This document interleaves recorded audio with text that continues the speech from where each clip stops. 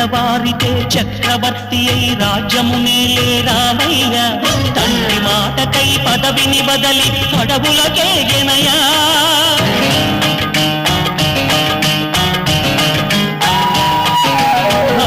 జనులను కావగ వచ్చిన మహావిష్ణు అవతారమయ్య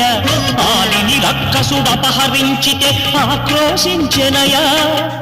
అసురుని తుంచి అమ్మను తెచ్చి అగ్ని పరీక్ష విధించెనయా సాగలి నిందకు సత్యము చాటగ కులసతినే విడనాడెనయ నా రాముని కష్టం లోకంలో ఎవరూ పడలేదయ్యా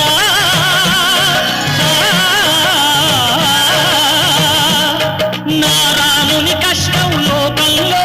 ఎవరూ పడలేదయ్యా సత్యం ధర్మం త్యాగంలో అతనికి సరిలేనయ్యా కరుణాహృదయుడు శరణను వారికి